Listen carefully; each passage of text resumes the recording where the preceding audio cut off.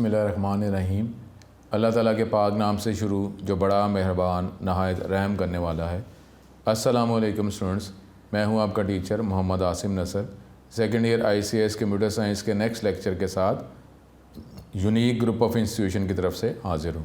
उम्मीद करता हूं स्टूडेंट आप खैरियत से होंगे और अल्लाह के करम से 5 वक्त की नमाज़ अदा करते होंगे, कुरान पाक पढ़ते होंगे और फिर तर्जमा तफसीर जो भी आपको इल्म हासिल हो उस पर अमल करते होंगे। बेहतर तो ये है कि ज़ाहिर है पहले इल्म की जस्तजू की जाए और उसमें भी ये बात जो है कोई बात कि जी इल्म किसको नहीं मिलता। एक जो है जिसमें वो तकब्बर आ जाए या वो इल्म हासिल करने में हया करे तो फिर उसको इल्म नहीं मिलता। अब आपने जब इल्म आपको चाहिए और रिक्वायर्ड है तो उसमें फिर हया वाली बात, डेफिनेटली एटिकेट्स मैनर्स रिस्पेक्ट होती है। कोई अगर क्वेश्चन है तो टीचर से लाजमी पूछें, लेकिन डेफिनेटली टीचर की रिस्पेक्ट भी ज़हन में रख के, टीचर भी तो मसरूफ़ हो सकते हैं ना। तो क्वेश्चन आपने एक दफ़ा पूछा और टीचर ने कहा कि मैं कोई मसरूफ़ था, ये जनरल बात कर रहा हूँ, कोई भी जिससे आपने पूछा उसने कहा मैं मसरूफ़ था, तो माइंड में कोई नेगेटिव बात नहीं लेके आनी और दोबारा फिर जो है वो बिल्कुल उसी तरीके से रिस्पेक्ट से दोबारा जो है उनसे पूछा जाए। दोबारा फिर अगर वो कहें कि मसरूफ़ अभी मैं दोबारा बता दूंगा या इस टाइम आ जाना, और इस टाइम भी जाकर अगर आपको टाइम ना मिले तो कोई ऐसी बात नहीं है। आप अपनी जस्तजू जो है वो जारी रखें। तो आप अल्लाह ताला से दुआ करते रहें और इल्म के तलबगार रहें, तो इंशाअल्लाह ताला अल्लाह ताला के करम से इल्म मिलता ही मिलता है। लेकिन जो इल्म जिससे आप हासिल कर रहे हैं टीचर से, आलिम से, उनके हवाले से माइंड में कोई नेगेटिव अप्रोच जो है वो नहीं रखनी। रिस्पेक्ट लाजमी रखनी ही रखनी है और इल्म की तरफ चलते हुए कोई ऐसा थकन महसूस ना करें और उसमें आपकी जो पावर जो है, ताकत, वो कम नहीं होनी चाहिए। आप चलते रहें, इंशाअल्लाह ताला अल्लाह ताला करम करता ही करता है। ठीक है, तो अपना टॉपिक जो है वो हमने स्टार्ट जो किया हुआ है। अब यूनिक नोट्स के हवाले से इस टॉपिक को मज़ीद जो है वो इसका नॉलेज गेट करते हैं। नॉलेज जो है, इल्म जो भी आप हासिल करते हैं उसका कभी इल्म तो वही है ही को जो हमारी जो है बेटर ये है कि अल्लाह की तरफ जो हमारी रुजू जो है वो स्ट्रॉन्ग से स्ट्रॉन्ग होती जाए। अगर हदायत अल्लाह का करम है तो हर बात से जो है वो अल्लाह ताला का जो तरफ चलने का जो रास्ता है वो परफेक्ट ही होता है। ऐसी कोई बात, टॉपिक कोई भी हो, चाहे कंप्यूटर के टॉपिक्स हैं या जनरल किसी भी सब्जेक्ट के टॉपिक हैं, बेहतर तो यही है कि इससे हमारा अल्लाह ताला के साथ जो ताल्लुक़ है पहले से ज़्यादा मजबूत हो। इल्म है ही वो। तो अपना टॉपिक जो है जो हम अब फ़िज़िकल डेटाबेस डिज़ाइन वो क्या है और उसके कंपोनेंट जो हैं अब यूनिक नोट्स के हवाले से डिस्कस करते हैं। स्टूडेंट, ये चैप्टर 3 डेटाबेस डिज़ाइन प्रोसेस हम कर रहे थे, चैप्टर 3। इसमें टॉपिक आज का फ़िज़िकल डेटाबेस डिज़ाइन। अब इसमें पहले इसके जनरल वर्किंग शॉर्ट क्वेश्चन के तौर पे भी, the physical database stage has only one purpose. एक ही इसका मकसद है मेन, और वैसे सॉफ्टवेयर जब हम इस्तेमाल करते हैं, डेवलप करते हैं, तो उसका मकसद भी वैसे यही होता है, to maximise database efficiency. Response जो है वो एफिशिएंट हो, फास्ट हो, जो डाटा रिक्वायर है, जो फार्मूला पुट किया गया है वही डाटा हमें मिले। ज़्यादा एक्सेसिव डाटा जो है, जो हमारी रिक्वायरमेंट ही नहीं है, वो डाटा गेट करके मुझे क्या फ़ायदा। तो यही इसका मकसद है। This means finding ways to speed up the performance of the RDBMS। इन मुख्तलिफ तरीके जो है मेथड्स हम अप्लाई करें ताकि परफॉर्मेंस जो है वो बेटर हो। Manipulating certain database design elements can speed up the two slowest operation वो इन एन RDBMS। और वो ये कौन से ये काम है, यही जो है वो स्लो होते हैं जिसमें एफिशिएंसी बेटर करने की कोशिश की जाती है कि डेटाबेस से डाटा गेट करना और डेटाबेस में डाटा रखवाना। यही होता है कि हम डाटा जो है जो हमें रिक्वायर है वो डाटा हमें रिक्वायर्ड डाटा मिले, डाटा गेट करना, डाटा रखना, सेव करना। Physical design is the last stage of database design process. Major objective of physical database design कि डेटाबेस को इम्प्लीमेंट कर दें इस शक्ल में as a set of different records, file, indexes and other data structures. अब जो फिज़िकल डेटाबेस डिज़ाइन है इसकी हमारे पास मेजर जो रिक्वायरमेंट क्या है, 3 major inputs to physical database design. वो क्या है जी कि इसके लिए फ़िज़िकल डेटाबेस डिज़ाइन से पहले क्या होना चाहिए, लॉजिकल डेटाबेस डिज़ाइन का जो स्ट्रक्चर जो है वो टॉपिक जो है वो होना चाहिए। दीज आर डेवलप, जो हमने पहले, इससे पहले जो टॉपिक हमने लॉजिकल डेटाबेस डिज़ाइन पढ़ा वो लॉजिकल डेटाबेस डिज़ाइन है तो फिर ही हम फिज़िकल डेटाबेस डिज़ाइन बना सकते हैं। फिज़िकल डेटाबेस डिज़ाइन के लिए लॉजिकल डेटाबेस डिज़ाइन रिक्वायर्ड है। दीज आर डेवलप, जो हमने लॉजिकल डेटाबेस डिज़ाइन बनाया था, यानी ऐसे रिलेशन जो हमने नॉर्मलाइज अब कर दिए हुए हैं, यानी रिलेशन में अब डिज़ाइन टाइम पे कोई हमारे पास एरर्स नहीं हैं। ये अगर रिलेशन ऐसे हैं कि जिसमें एरर्स नहीं है तो फिर हम फिज़िकल डेटाबेस डिज़ाइन कर सकते हैं। मेजर इनपुट जो हम पढ़ें उसमें जो सेकंड जो है, जो रिक्वायरमेंट फिज़िकल डेटाबेस डिज़ाइन से पहले ज़रूरी है, वह है यूज़र प्रोसेसिंग रिक्वायरमेंट। अब देखें, कोई भी जो वर्किंग बेटर ये होती है कि ना सिर्फ आप प्रेजेंट बल्कि फ़्यूचर को ज़हन में रख के भी करें। सपोज़ अगर आप बात करते हैं कि जी कौन सी यूनिवर्सिटी में जाना है, कौन सी लाइन अडॉप्ट करनी है, तो डेफिनेटली फ़्यूचर को ज़हन में रख कर आप ये सेट करें कि जी कौन सी लाइन में आपने जाना है। जिस लाइन पे आपने जाना है उसी का जो रिक्वायर्ड जो एरिया, जो लाइन जो है वो आप सेलेक्ट करें ना, तो फिर ही फ़ायदा होगा ना कि जी अभी मैंने ये नहीं सोचा हुआ मैंने कौन सी लाइन में जाना है। इस तरह तो नहीं होता ना। गोल तो डेफिनेटली पहले जो है उसको सेट किया जाता है। गोल जब सेट होता है तो फिर हमें पता चलता है कि वो गोल अचीव करने के लिए हमें क्या क्या स्टेप्स लेने पड़ते हैं। गोल ही आपने नहीं सेलेक्ट किया हुआ तो फिर हम वर्किंग करके किसकी बेस पर वर्किंग कर रहे हैं। इसी तरीके से जब हमने डेटाबेस को डिज़ाइन करना है तो हमने ये भी देखना है कि रिस्पॉन्स हमारा फास्ट ही रहे ना। एफिशिएंसी तो रिक्वायर ही है, लेकिन अब वो डाटा जो है वो करंट सिचुएशन नहीं बल्कि फ़्यूचर को भी ज़हन में रख के हमने ये सोचना है कि जी फ्यूचर में सिस्टम का वर्किंग क्या होगी, क्या उसका इफेक्ट होगा, क्या एनवायरनमेंट होगा। ठीक है, ये सारी चीज़ें 100% तो हम नहीं कर सकते, लेकिन फिर भी हम आइडिया तो ले सकते हैं ना कि जी अभी जिस तरीके से ट्रेंड जो है, मार्केट ट्रेंड हो जाए या डिमांड्स के हवाले से जो है वो हम ये देखते हैं कि जी अभी किस तरफ को ट्रेंड चल रहा है और टेक्नोलॉजी किस तरह आ रही है, तो फिर आगे फ्यूचर में ट्रेंड क्या होगा, तो उसके हवाले से हम चेंजेस करते हैं, सोचते हैं।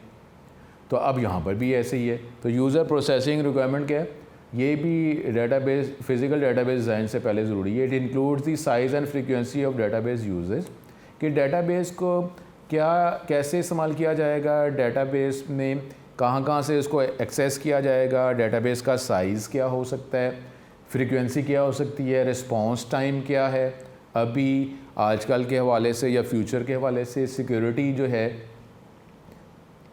कैसे मेंटेन की जाएगी, अभी प्रेजेंट और आगे फ्यूचर में बैकअप का जो है वो क्या तरीका होगा, और अगर फ्यूचर में हमारी रिक्वायरमेंट कुछ अपडेट होती हैं, चेंज होती हैं, तो फिर जो बैकअप जो मेथड है क्या वो बेटर उसी तरीके से फ्यूचर में भी अप्लाई किया जा सकता है। डाटा अगर इन केस को करप्ट होता है, प्रॉब्लम आता है, तो डाटा को रिकवर कैसे किया जाएगा। करेक्टरिस्टिक्स ऑफ DBMS, अब डिफरेंट DBMS हैं, डिफरेंट सिस्टम्स एंड डेटाबेस के हवाले से डिफरेंट कंपनीज जो हैं उन्होंने ये सॉफ्टवेयर हार्डवेयर बनाया हुआ है।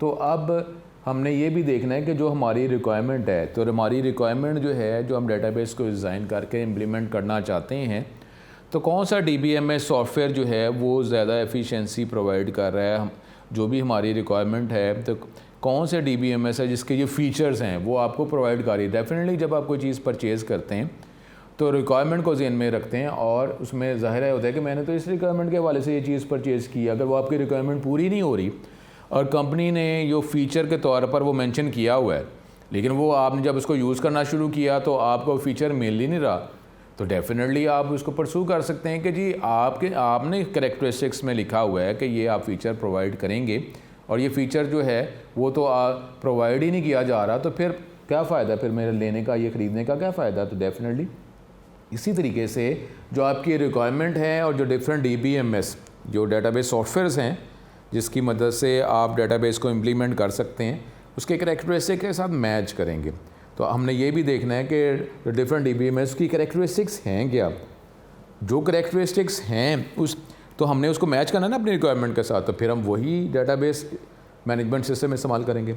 And other components of computer operating environment, इसी तरीके से ऑपरेटिंग एनवायरनमेंट, ऑपरेटिंग सिस्टम जो हैं उनके करेक्टरिस्टिक्स क्या हैं कि ऑपरेटिंग सिस्टम ही अगर अलाउ नहीं कर रहा, तो फिर आप अगर एक और शेल DBMS अगर इस्तेमाल कर रहे हैं तो DBMS कैसे कर सके, क्योंकि मेन शेल तो हमारा ऑपरेटिंग सिस्टम का शेल होता है, उसके ऊपर तो डिफरेंट शेल्स जो हैं, डिफरेंट सॉफ्टवेयर्स आप ऑपरेटिंग सिस्टम के ऊपर ही चला रहे होते हैं ना।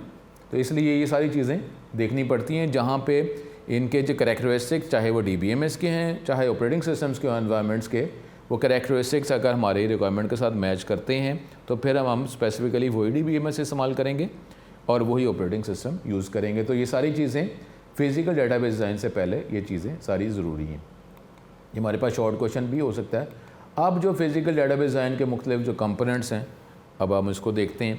सबसे पहले हमारे पास है data volume and usage analysis. ये भी यही है कि ये एस्टिमेट करना कि जी करंटली या फ्यूचर में जो डेटाबेस का साइज़ वॉल्यूम क्या हो सकता है, किस तरीके से उसको एक्सेस किया जाएगा, डाटा को कहाँ से एक्सेस किया जाएगा। The estimates of database size are used to select the physical storage devices. तो डेटाबेस का साइज़ क्या हो सकता है उसके हवाले से फिर हम जो डिफरेंट हार्डवेयर डिवाइसेस जो हैं जो डाटा को स्टोर करने के लिए हम अप्लाई करेंगे एज ए हार्डवेयर, तो वो फिर हम सेलेक्ट कर सकते हैं कि कौन सा फिज़िकल स्टोरेज डिवाइस बेटर है जहाँ पे डाटा स्टोर किया जाएगा। लेकिन उसके लिए मुझे डेटाबेस का वॉल्यूम क्या हो सकता है फ्यूचर में करंटली, तो हमें ये ज़हन में रखेंगे। तो फिर उसी के अकॉर्डिंगली फिर हम हार्ड डिस्क की अगर सपोज़ बात करते हैं तो हम हार्ड डिस्क कितनी लगानी है, हार्ड डिस्क का साइज़ क्या होगा, डेटाबेस का जो साइज़ फीचर उसके हवाले से ही हम देखेंगे ना हार्ड डिस्क कितनी साइज़ की होनी चाहिए। It is also use to determine the cost of storage. Definitely hard disk जो है एक हार्डवेयर है, कंपोनेंट है, तो उसके हवाले से फिर कॉस्ट जो है वो भी हम डिटरमिन करेंगे ना।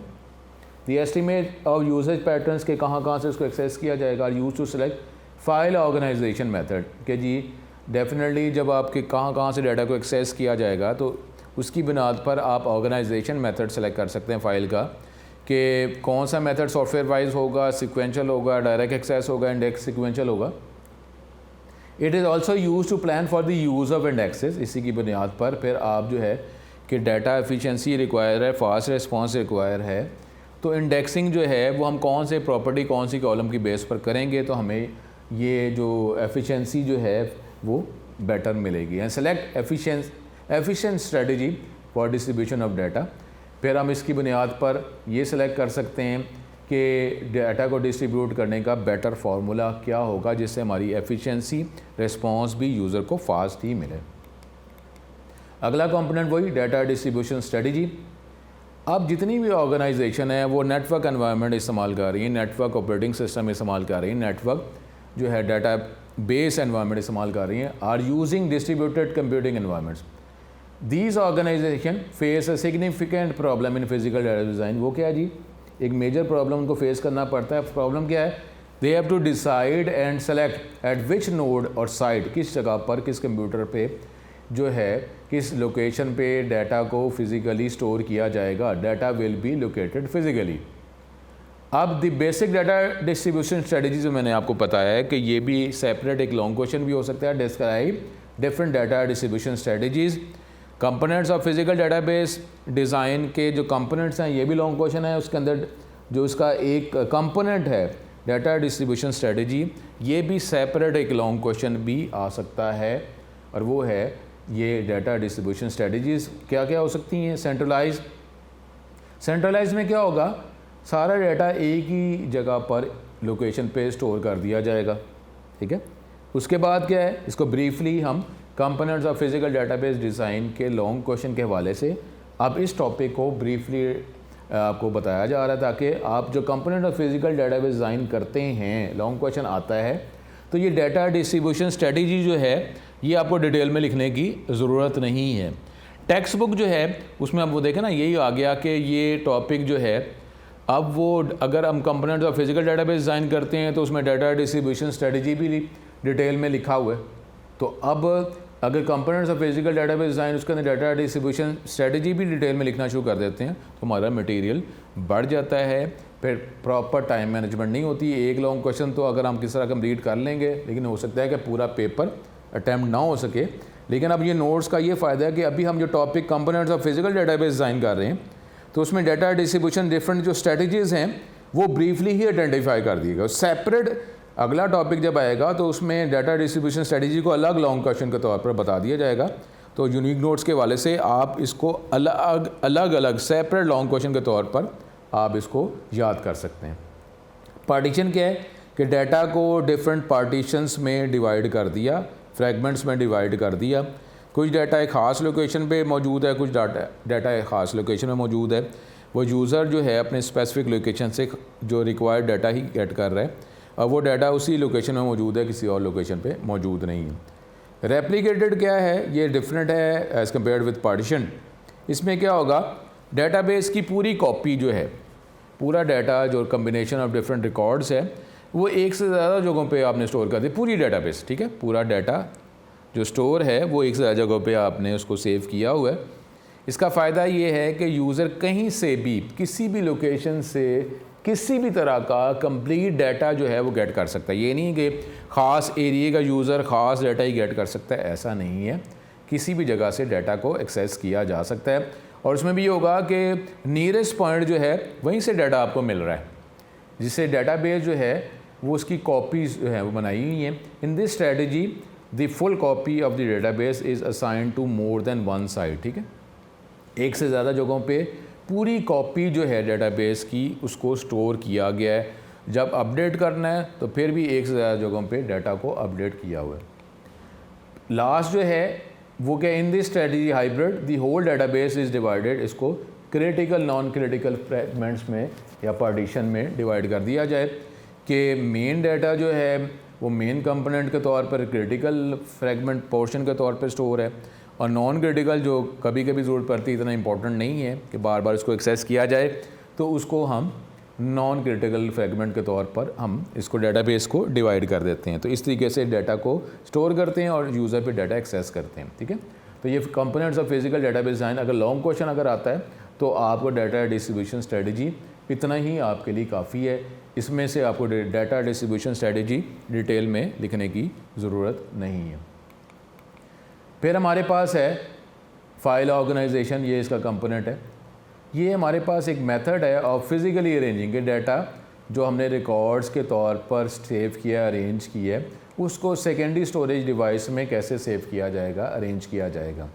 इसकी बुनियाद पर फिर अब वो जो ऑर्गेनाइजेशन मेथड जो है sequential, direct access, index sequential, हम यूज़ करेंगे कि क्या मेथड होगा, क्या हमने मेथड का मतलब सॉफ्टवेयर होता है।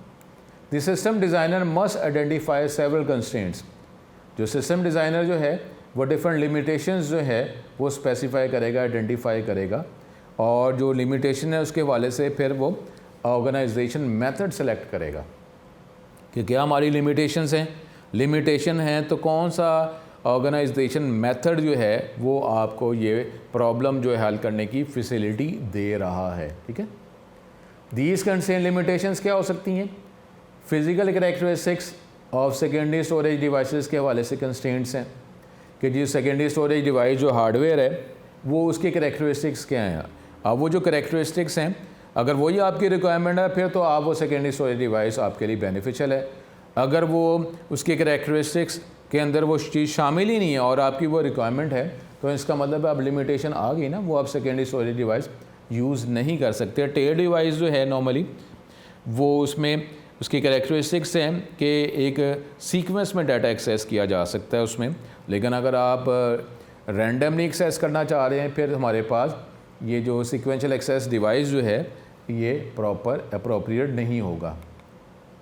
Available operating systems and file management software, operating system की जो फीचर्स हैं तो उसके अकॉर्डिंगली ही आप वर्किंग कर सकते हैं क्योंकि ऑपरेटिंग सिस्टम ही मेन जो है आपका एनवायरनमेंट है। अगर जो फीचर प्रोवाइड कर रहा है तो वही आप यूज़ कर सकते हैं, उसके अलावा अगर वो फीचर प्रोवाइड ही नहीं कर रहा तो हमको अगर वो हमारी रिक्वायरमेंट में शामिल है तो वो ऑपरेटिंग सिस्टम तो हमारे लिए बेनिफिशियल नहीं है, तो ये हमारे पास लिमिटेशंस आ जाएंगी। यूज़र रिक्वायरमेंट्स, अब यूज़र की क्या रिक्वायरमेंट है, अब वो जो रिक्वायरमेंट है वही उसी की बुनियाद पर हमारी ये लिमिटेशंस जो हैं वो हम स्पेसिफाई कर सकते हैं। डाटा को एक्सेस करने की यूज़र की क्या रिक्वायरमेंट है, वही रिक्वायरमेंट जब हमारी लिए जब यूज़र वो रिक्वायर ही नहीं कर रहा तो वही लिमिटेशंस हैं, उसके अलावा डाटा जो है वो एक्सेस ही ना किया जा सके क्योंकि वो रिक्वायरमेंट में तो शामिल ही नहीं ना। फिर हमारे पास है इंडेक्सेस, ये भी हमने देखना है। मेजर जो है अब कोई भी एनवायरनमेंट यूज़ करते हैं, डेटाबेस एनवायरनमेंट यूज़ करते हैं या प्रोग्रामिंग लैंग्वेज के हवाले से और भी हमारे पास ऑब्जेक्ट ओरिएंटेड या और भी डिस्ट्रीब्यूटेड सिस्टम्स हैं। तो अब जो भी एनवायरनमेंट आप यूज़ करते हैं तो उसमें जब यूज़र सॉफ्टवेयर को यूज़ करता है, हार्डवेयर को यूज़ करता है, कंप्यूटर के हवाले से हम बात कर रहे हैं, तो यूज़र मेन रिक्वायर क्या करता है, फास्ट रिस्पॉन्स, एफिशिएंट रिस्पॉन्स, जो डाटा रिक्वायर है वही मिले और एक्सेस डाटा यानी जो डाटा रिक्वायर नहीं है वो डाटा आपको रिस्पॉन्स के तौर पर ना दिया जाए, वो तो ज़रूरत ही नहीं है। ठीक है, जिससे पहले भी कभी बात की थी कि अगर आप गूगल में अगर टॉपिक सर्च करते हैं तो आपको डिफरेंट लिस्ट वो शो करता है डिफरेंट वेबसाइट्स की। तो ज़्यादा लिस्ट लेंथी शो करने का यूज़र को क्या फ़ायदा है? सिर्फ तो ये है कि हमें जो लिस्ट वो शो करे वो हमारी रिक्वायरमेंट के अप्रोप्रिएट हो बस। अब लिस्ट में नंबर ऑफ़ आइटम्स बस काम हो हमारे रिक्वायरमेंट को मैच करते हो। अब वो 10 आइटम्स जो हैं 10 वेबसाइट्स काफ़ी हैं, बजाय इसके कि अगर वो 100 वेबसाइट की लिस्ट हमें शो कर रहा है और उसमें से हमें फिर फ़िल्टर आउट करना है, तो फिर फ़ायदा क्या हुआ? तो मुझे अगर आप 100 अगर वो लिस्ट शो करता है, अगर गूगल सर्च करते हैं, तो क्या आपने कभी इसको सोचा है कि क्या आप 90th जो वेबसाइट का जो लिंक है उस पर आपने क्लिक किया है कभी? आप तो पहले पेज पे जो वेबसाइट के जो लिंक्स हैं उसी पे क्लिक कर देते हैं। आप 90th पे कभी आपने क्लिक किया है? उससे पहले ही कर लेते हैं। कहाँ पे हम करते हैं? तो इतनी अगर एफिशिएंसी वो दिखा कर आपको लिस्ट अगर ज़्यादा प्रोवाइड कर रहा है तो उसका यूज़र को कहते हैं ठीक है, अगर मुझे 1 मिलियन जो है वो वेबसाइट्स के नाम अगर दिखा भी दे तो मुझे लिस्ट से क्या फ़ायदा हुआ? मुझे तो ये है कि नंबर जो वेबसाइट जो है वो अप्रोप्रिएट वन जो है वो लिस्ट छोटी हो, बस मेरी रिक्वायरमेंट को पूरा करता हो।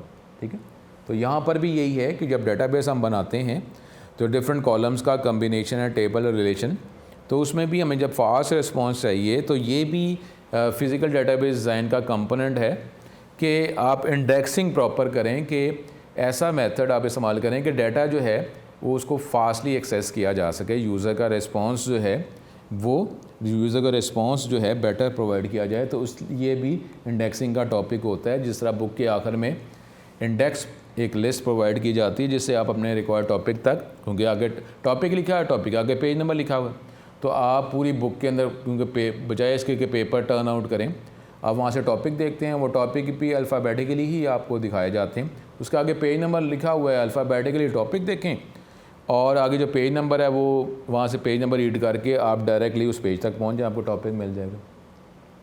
इसी तरीके से डेटाबेस के अंदर जब टेबल रिलेशन बनाए जाते हैं जो मुख्तलिफ़ कॉलम्स का कम्बिनेशन होता है, उसमें भी बेटर होता है कि आप इंडेक्सिंग प्रॉपर इस्तेमाल करें कि डाटा जो है वो फास्टली उसको एक्सेस किया जा सके।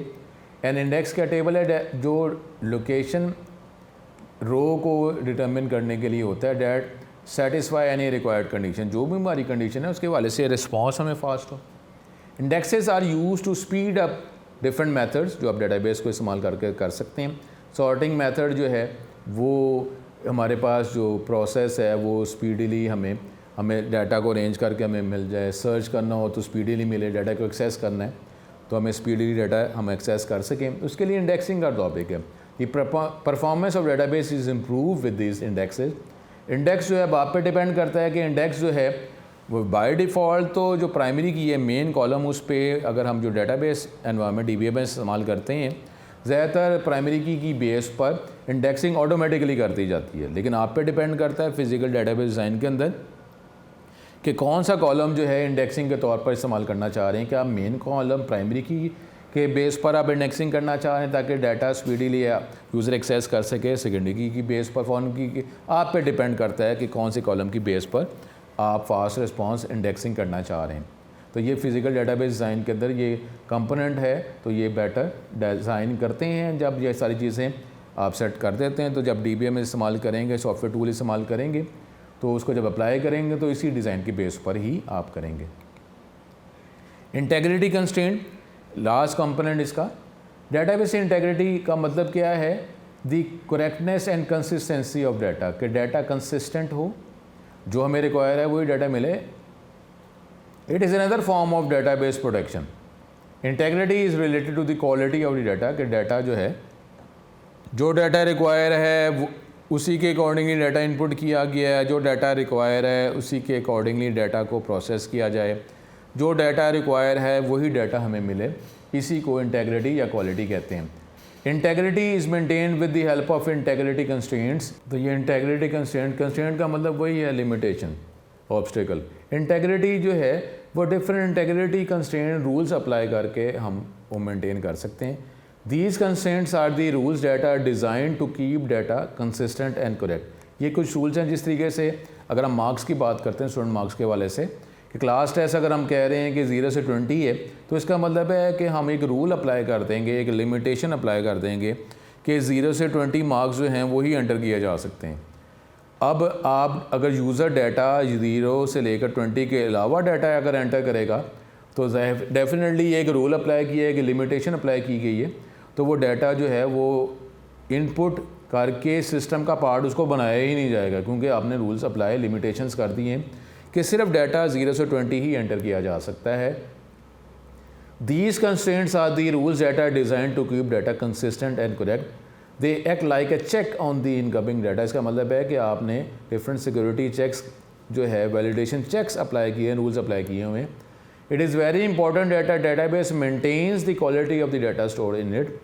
DBMS provide different methods or measures to ensure integrity of the data. DBMS मुख्तलिफ methods ये जो है ये measures अप्लाई ये प्रोवाइड करता है जिसकी मदद से हम डाटा की इंटेग्रिटी जो है एनफोर्स कर सकते हैं कि जी अब ये एनफोर्स कर दिया, ये रूल अप्लाई कर दिया कि 0 से 20 तक ही मार्क्स आप ठीक है।